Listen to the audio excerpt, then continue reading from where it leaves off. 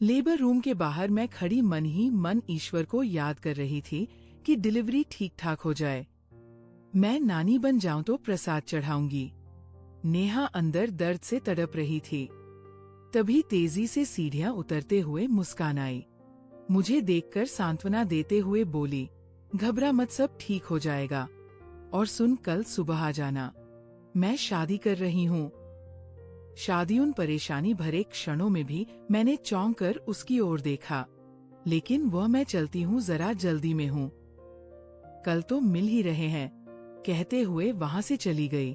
मेरी बचपन की सखी मुस्कान इस अस्पताल में नेत्र विशेषज्ञ है। उसने आज जन्म कुंवारी रहने का फैसला किया था। फिर अचानक इस उम्र में शादी, जबकि मैं नानी बनने जा रही हूँ। मैं हैरान थी। अभी हफ्ते भर पहले ही एक कार्यक्रम जिसमें विवाह पीड़ित परित्यागता अविवाहित महिलाओं की स्थिति पर बहस की जा रही थी, इसमें मुस्कान ने भी भाग लिया था। तब मैंने उसे ठाठ से कहते सुना और देखा था कि वह अपने कुंवारे रहने के निर्णय पर अडिग और खुश है। डॉक्टर है, कमाती है, उसका अपना काम है जो उसे सुख शांति और पैसा देता है। परिवार है, भाई के साथ रहती है, सो अकेलेपन या असुरक्षा जैसी भावना भी नहीं घेरती। जिंदगी को एंजॉय कर रही है। फिर भला शादी करने की क्या जरूरत? अपना जीवन अपनी तरह से जी रही है। एक बुजुर्ग व्यक्ति जो उस टॉक शो का हिस्सा थे, उन्होंने विवाह की आवश्यकता पर जोर देते हुए तर्क दिया, अभी तो नहीं, मगर उम्र के एक मुकाम पर एक साथी की सख्त आवश्यकता महसूस होती है। तब व्यक्ति बिल्कुल तन्हा होता है और चाहता है कि काश कोई होता जिससे वह अपना सुख दुख बांट सकता, किसी के साथ हंस सकता, किसी के कंधे पर सिर रखकर रो सकता, कोई उसके सिर पर हाथ फिराता, उसे दुलारता, जरूरत पड़ने पर सेवा सुश्रूषा करता। उसके इस तर्क को बड़े ही हल्केपन और मजाक में लेते हुए एंकर ने जवाब दिया, सेवा सुरसुरसा हूँ। जो काम एक नर्स भी कर सकती है, उसके लिए शादी करके पूरा जीवन क्यों बर्बाद किया जाए? आखिर में 10 वर्षों के लिए पूरे 50-60 वर्षों का जीवन क्यों बर्बाद करें? बिल्कुल नहीं। मुस्कान का आज जन्म कुंवारी रहने का निर्णय ही सही है। मेरे साथ ये भी टीवी देख रहे थे। अचानक बुदबुदा उठे, ये 10 वर्ष ही तो पूरे जीवन पर भारी होते हैं। भावनात्मक सुरक्षा की सबसे ज्यादा आवश्यकता इसी वक्त तो होती है, और मैं जो एंकर के निर्णय से लगभग सहमत थी। चौंक पड़ी। जीवन का ये कटु यथार्थ जानकर मैं विचारों में पता नहीं कब तक यूं ही खोई रही कि तभी सैंडलों की खटखटाहट ने मेरा ध्यान भंग किया। नर्स तेजी से मेरी ओर आ रही थी। मुस्काते हुए उसने बताया, मुबारक हो, लड़का हुआ है। मैंने प्रसन्न होकर थैली में से रुपए निकालकर उसकी मुट्ठी में खोस दिया। उसने कुछ इस तरह होठ तिरछे किए जैसे कह रही हो कि बस इतना ही, इतनी बड़ी खुशखबरी दी है लड़का होने की। वैसे मुझे तो कुछ फर्क नहीं पड़ने वाला था, लड़की होती तब भी मैं इतनी ही खुश होती। फिर भी उससे कहा, अभी इतना ही ले लो फिर, और दे दूंगी। अभी है नहीं नेहा, तो ठीक है ना, सब नॉर्मल हुआ है ना? वो हामी में सिर हिलाकर चली गई। उस पूरे दिन व्यस्त ही रही। घर से अस्पताल, अस्पताल से घर के कई चक्कर काटने पड़े। घर आकर फोन के साथ उलझी रही। कुछ समय नेहा के ससुराल और कुंवर साहब को खबर की। कुछ और भी शुभ चिंतकों को खुशखबरी दी। कुछ बधाई के टेलीफोन भी आए। बात फैलने में देर ही कितनी लगती है इस सैटेलाइट युग में। देर रात ही सो पाई। सुबह भी जल्दी उठकर खाने पीने का और दूसरा सामान अस्पताल भेजकर घर का सारा काम निपटाया। फिर जैसे ही फुर्सत मिली, मुस्कान की याद आई। आज तो उसकी शादी है। वही मुस्कान शादी कर रही है जो हमेशा शादी का मजाक उड़ाती आई है। बहरहाल जाना तो है ही। मैं ही नहीं जाऊंगी तो कैसे होगा सब? मन ही मन मैंने सोचा और तैयार होने लगी। टैक्सी लेकर मुस्कान के घर पहुंची। वहां से पता चला कि सब आर्य समाज मंदिर गए हैं। वही हो रही है शादी। मैंने भी टैक्सी ड्राइवर को वही चलने का आदेश दिया। वहां कार्यक्रम शुरू हो चुका था। मुस्कान विवाह के मंडप में बैठी हुई थी। साधारण से कपड़ों में कार्यक्रम भी साधारण ही था। बहुत ही चुनिंदा व्यक्ति आमंत्रित थे। विवाह संपन्न हुआ। मैंने उसे बधाई दी। फिर हम मुस्कान के पतिदेव की कार में उन्हीं के घर आ गए। घर आकर उसके नवविवाहित पतिदेव, जो पुलिस अधिकारी थे, शहर में एक स्थान पर दंगा फसाद की खबर पाकर उधर के लिए तुरंत रवाना हो गए। अब मुझे मौका मिला मुस्कान को घेरने का। अभी उस दिन तो बड़ी बड़ी बातें बना रही थी मैडम टीवी पर। अचानक क्या हो गया? क्यों, कुछ गलत किया क्या मैंने? तू ही तो सीख दिया करती थी हमेशा से। सो मैंने सोचा अमल कर ही लिया जाए।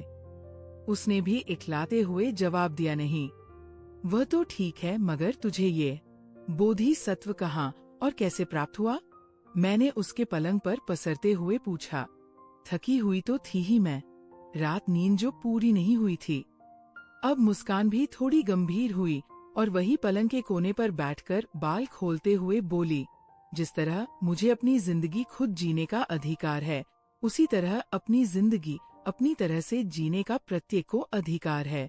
मैं तो अपनी जिंदगी अपनी तरह जी रही थी, मगर तभी मुझे एहसास हुआ कि मैं दूसरों के जीवन में बाधक हो रही हूँ। फिर जीवन के सहन प्रवाह को रोककर उसे उल्टी दिशा में मोड़ने के प्रयास में अपनी शक्ति जाया करने की बजाय मैंने उसी प्रवाह के साथ बह जाना ही उचित समझा। किसकी जीवन शैली की बाधा बन रही थी? तू तो जानती है मैं यहाँ भैया भाभी के साथ रहती हूँ। पिछले महीने भाभी के मायके से काफी सारे मेहमान आए हुए थे। उनकी माँ बहनें वगैरह, घर भरा भरा सा था। इसलिए मैंने भी सोचा कि 2-4 दिन की छुट्टी लेकर गांव चली जाऊं माँ से मिलने। तब तक ये मेहमान भी चले जाएंगे और भाभी भी पूरा वक्त गुजार सकेंगी उनके साथ।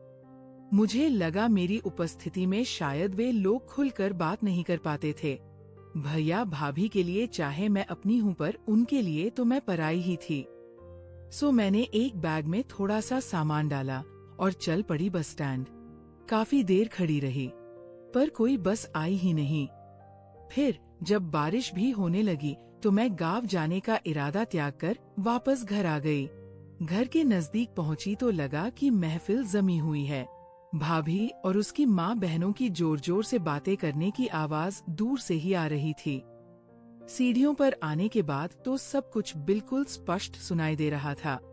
अनायास मेरे पाँव ठिठक गए। सीढ़ियों पर ही जब उनकी बातों में मुझे अपना जिक्र सुनाई दिया। ये मेरी भाभी की बहन की आवाज थी। दीदी तेरे तो ठाठ है, जीजाजी भी कमाते हैं और तेरी ननद भी कमा कर घर भरे जा रही है। कहाँ ले जाएगी? कोई आगे है ना पीछे, सब तुझे ही मिलने वाला है। भाभी की माँ बोली, हाँ मैंने देखा है, बच्चों को भी संभाल लेती है, उनका होमवर्क वगैरह भी करवा देती है।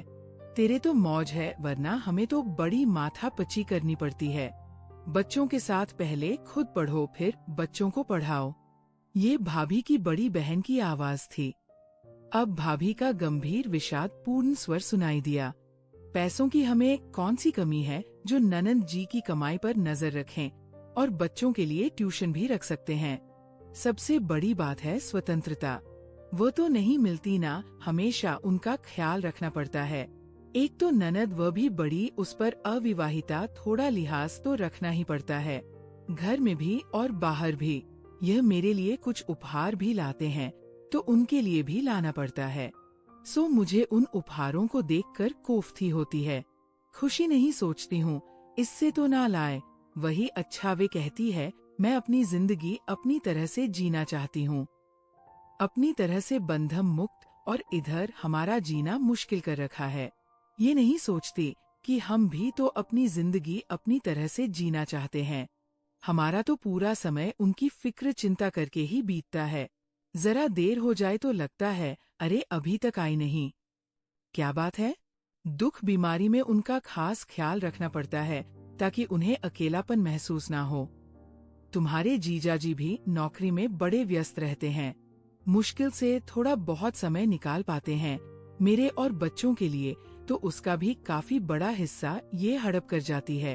अब घर में आएंगे तो कुछ देर तो उनके पास भी बैठेंगे ही, चाहे औपचारिकता वैसे ही सही, दीदी कैसी हो, क्या चाहिए वगैरह बातें होगी। फिर कहीं घूमने जाओ, सिनेमा या बाजार, तो उन्हें भी साथ लेना पड़ता है, छोड़ भी तो नहीं सकते अकेले। और उनके साथ होने से कुछ भी एंजॉय नहीं कर पाते। मेरी अपनी कोई अहमियत ही नहीं है, मगर क्या करें, निभाना तो है ही। सो निभा रहे हैं। भाभी ने गहरी सांस ली, कुछ देर चुप रही, फिर बोली, शादी कर लेती तो खुद भी सुखी होती अपने घर परिवार में, और हम भी यहाँ सुख से रहते। अपना जीवन जीते बंधन मुक्त मैं जैसे चाहती अपने बच्चों को रखती, अपने संस्कार देती। बच्चे भी बुआ से ही चिपटे रहते हैं, मेरे पास भटकते भी नहीं। क्या करूं, कुछ कहती नहीं हूं कहीं उन्हें बुरा ना लग जाए, मगर इधर मुझे एहसास हो रहा है कि मैं बहुत तन्हा व पति और बच्चों से दूर होती जा रही हूं। सिर्फ ननंद जी के कारण सभी को उनकी ही फिक्र रहती है, उन्हीं से सहानुभूति है सबको, मुझसे नहीं। पर क्या करूं, सहे जा रही हूं। बस मुस्कान ने गोद से तकिया उठाकर पलंग पर रखा और उस पर अर्ध लेटी होकर बोली, यह सब सुनकर पहले तो मैं सन ही रह गई। मैंने तो कभी सोचा भी नहीं था कि भाभी को भी मेरे कारण कभी कोई परेशानी हो सकती है। मैंने कल्पना ही नहीं की थी इसकी। मैं अपना जीवन जीने में इतनी व्यस्त थी कि मुझे पता ही नहीं चला कि अनजाने में ही सही मैं किसी के जीवन में हस्तक्षेप कर रही हूँ, उनके जीवन प्रवाह में बाधक बन रही हूँ। खैर, उस समय तो मैंने स्वयं को संयत कर लिया और इस तरह मुस्कुराते हुए घर में आ गई, धर कर, जैसे कुछ सुना ही ना हो। पहले तो सब एकदम सक्का गए, फिर मेरी सरल मुस्कान देखकर सहज हो गए। बातों का रुख दूसरी ओर मुड़ गया। भाभी उठकर चाय बनाने चली गई, मगर इसके बाद मैं इस विषय पर गंभीरता से सोचने लगी। तभी श्री मेहता से मुलाकात हुई। आंखों का इलाज कराने मेरे पास आए थे। विधुर थे। 2 बच्चों के पिता। मिलजोल बढ़ा, मित्रता हुई, मित्रता प्रगाढ़ हुई और हमने विवाह का फैसला कर लिया। मुस्कान ने अपनी बात खत्म की ही थी कि तभी पुलिस कमिश्नर साहब की गाड़ी का हॉर्न सुनाई दिया। वे लौट आए थे। शायद मैं तुरंत उठ बैठी, मुस्कान से कहा, अच्छा चलती हूँ, अब तुम्हें और ज्यादा बोर नहीं कर सकती आज, वरना पुलिस वाक्य मैंने जानबूझकर अधूरा छोड़ दिया और हम दोनों ही खिलखिलाकर हंस पड़े। हाथ पकड़े मुस्कान मुझे गेट तक छोड़ने आई। मैंने उसका हाथ दबाते हुए विदा ली। अच्छा चलूं। लंबे सुख में विवाहित जीवन के लिए ढेर सारी शुभकामनाएं। दोस्तों, आपको ये कहानी अच्छी लगी हो तो प्लीज वीडियो को लाइक कीजिएगा और चैनल को सब्सक्राइब।